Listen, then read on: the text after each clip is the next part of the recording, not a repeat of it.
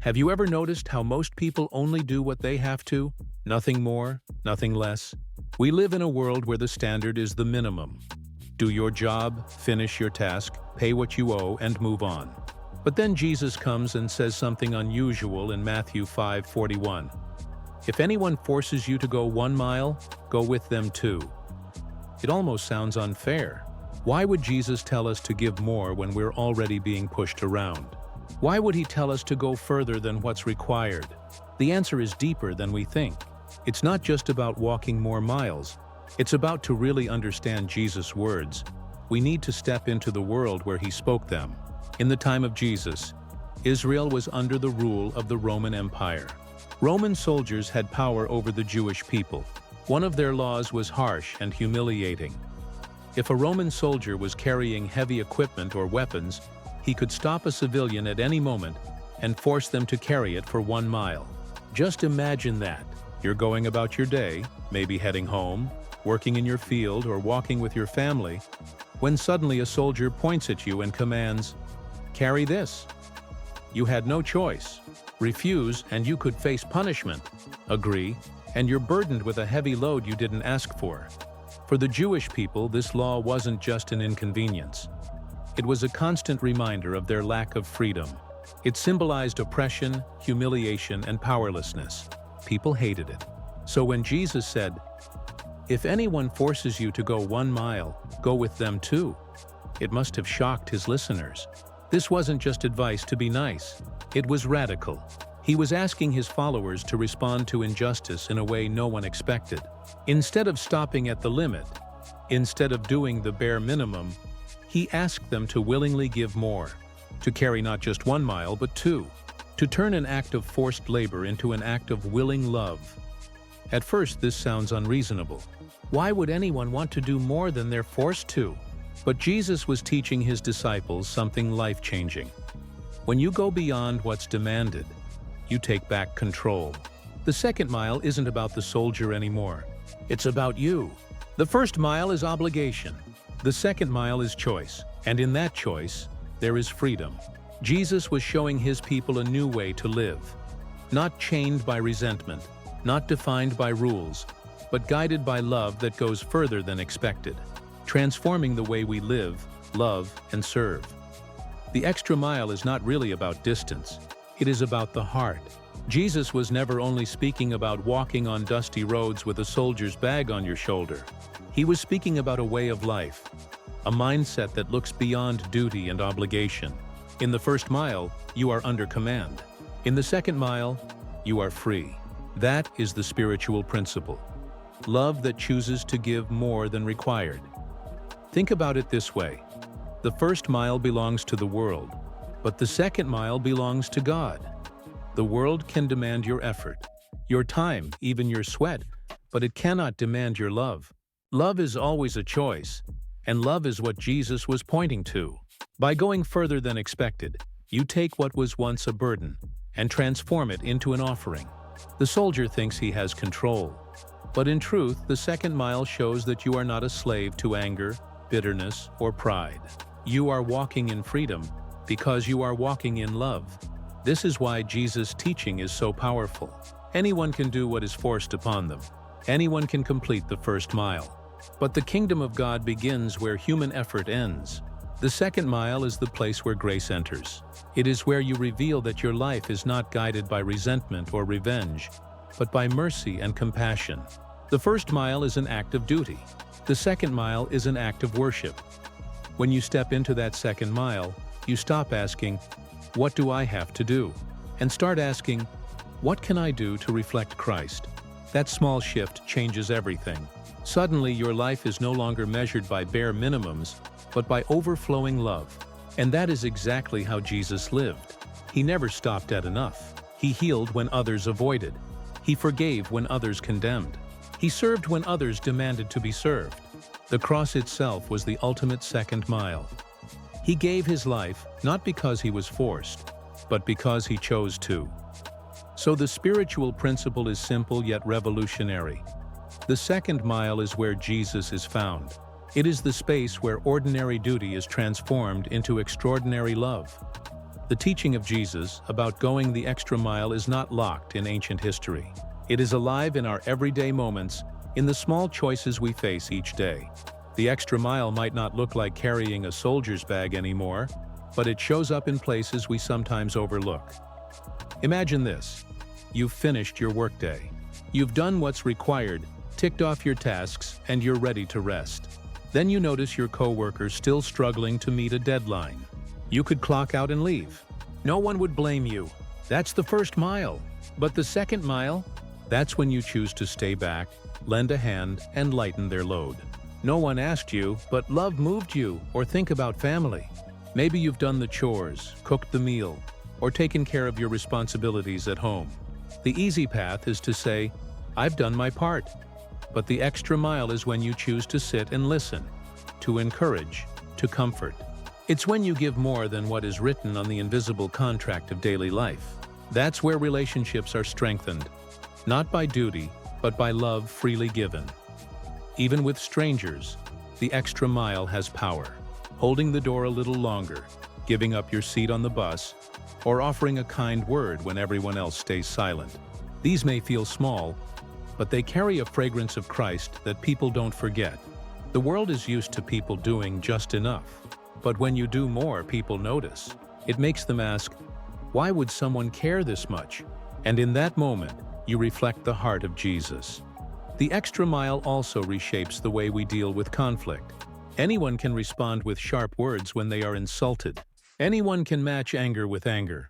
But Jesus calls us to take the longer road, the harder road, to bless when cursed, to forgive when wronged, to choose peace when war feels easier. That is not weakness. That is strength. Because it takes more courage to go the second mile of forgiveness than it does to swing back in revenge. So here is the challenge. Look at your own life. Where are the first miles that you walk every day? Where do you stop at just enough? What would it look like to step into the second mile this week? At work, at home, or even with strangers? The second mile is not about adding pressure. It's about discovering freedom. It is the place where your love speaks louder than your words. The truth about the extra mile is this: it is rarely crowded. Most people stop at the first mile because that is what is safe, expected, and easy. But Jesus is calling us to a road less traveled, a path where love is not measured by what is fair, but by what is freely given. The second mile is not about proving how strong you are, it's about proving how surrendered you are. It is about reflecting the heart of Christ in places where the world least expects it. Think about your own journey. How many times have you stopped at the first mile? Maybe at work, you gave the minimum because that's what I was paid for. Maybe at home, you pulled away when you felt tired because I already did enough. Maybe with friends or even strangers, you stayed silent when love was asking you to step forward. We've all done it, but Jesus is whispering, don't stop there. Go further.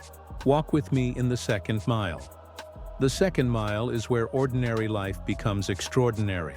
It is where an apology heals more than words can explain. It is where forgiveness breaks chains that anger could never break. It is where kindness shines so brightly that it makes people curious about the God you serve. And here's the most powerful truth. Jesus himself lived the second mile for us. He didn't just teach it, he embodied it. He healed those who hurt him, loved those who rejected him, and went all the way to the cross when he could have walked away. The cross was not his obligation, it was his choice. It was the ultimate second mile, walked in love. So here is your challenge. This week, choose one moment to walk the extra mile. It doesn't have to be big. Maybe it's patience with someone difficult. Maybe it's helping when no one expects it. Maybe it's forgiving someone who never apologized. Do it quietly without looking for recognition. And let it be your way of saying, Jesus, I want to walk with you. Remember, the first mile is about what is required. The second mile is about who you are becoming. And when you walk that mile with Jesus, you never walk alone.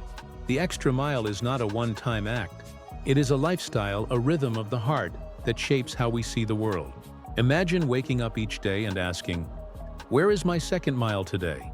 It could be as simple as offering a smile when your own heart feels heavy, or as costly as giving your time to someone who cannot repay you. Each choice is a small echo of Christ's love. A love that always gives more, always reaches further, always endures longer. The beauty of the second mile is that it does not just change others, it changes you. In the first mile you feel weight, resistance, and duty. But in the second mile something shifts. You begin to see the person, not the burden. You feel joy where there should be frustration. You find strength you did not know you had. The act of going further opens your soul to the presence of God, because He walks that road with you. And here's something most people overlook. The second mile is not about perfection. It's not about impressing others with how much you can do. It's about presence, choosing to meet people with grace where they least expect it. When you forgive, you reveal mercy. When you serve, you reveal humility. When you love without reason, you reveal Christ Himself. The world may never applaud these moments, but heaven notices every step. So as you step out into your own journey, carry this truth in your heart. The extra mile is holy ground. It is the place where your faith becomes visible, where your love becomes tangible, and where your life points beyond yourself. Every extra step you take for someone else is also a step closer to the heart of God. Let this be your prayer. Lord, help me to walk the road less traveled. Help me to see the second mile not as a burden, but as a blessing. And when it feels too heavy, remind me that you already carried the heaviest load for me. Because at the end of the day, the second mile is not about walking further. It is about loving deeper. And in that kind of love, the world catches a glimpse of Jesus. What would our world look like if more people chose the second mile? Think about it for a moment. Imagine workplaces where colleagues didn't just protect their own responsibilities, but stepped in to lift each other up. Imagine families where love wasn't measured by fairness.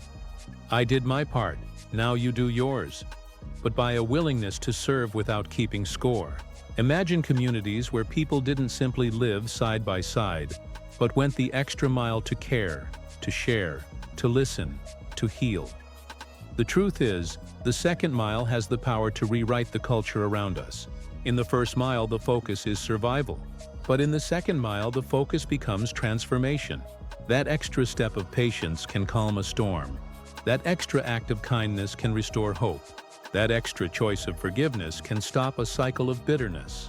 Each second mile creates a ripple, and together, those ripples form a wave that can change the atmosphere of homes, neighborhoods, and even nations.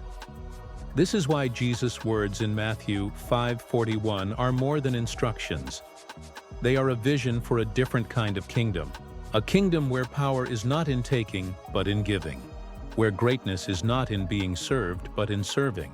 Where victory is not in winning battles, but in winning hearts. When believers live in the second mile, they shine as light in a dark world. A light that is impossible to ignore. But here's the challenge. The second mile will always feel unnatural at first. It will feel like too much, too hard, too unfair. Yet that is exactly where God meets us. The second mile is not powered by our own strength. It is powered by His Spirit. Every time we choose to go further, we are not walking alone. The one who went the greatest distance, from heaven to earth, from life to death, from the grave to glory, walks with us. So let's dream bigger. Let's live as people who don't stop where the world stops. Let's be known not just for what we must do, but for what we choose to do in love. Because when the people of God walk the second mile, the world begins to see a glimpse of heaven right here on earth. Every road has an ending. Every journey reaches a final step.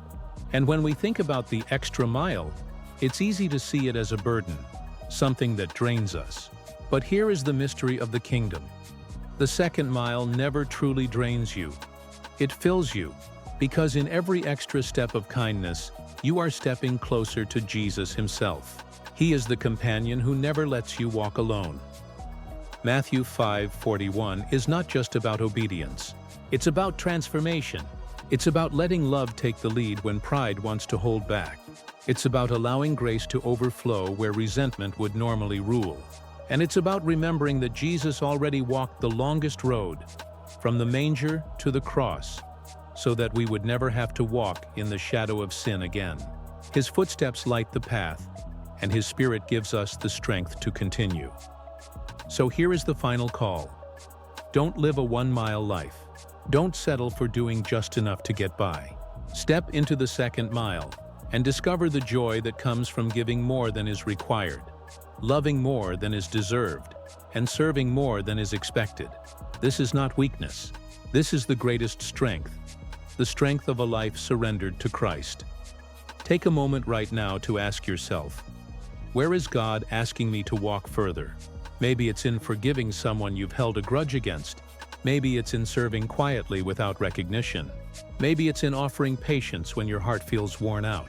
Wherever it is, remember, every extra step echoes eternity. And when your journey feels long, lift your eyes to Jesus. He is not only the teacher of the extra mile, He is the Savior who walked it before you. With Him, no mile is wasted, and no step is unseen. So as you go forward, carry this truth in your heart. The 1st mile is obligation. The 2nd mile is transformation. And the final mile? That's where your life becomes a testimony of Christ's love. Go the extra mile. Live the extra love. Walk with Jesus all the way to the end.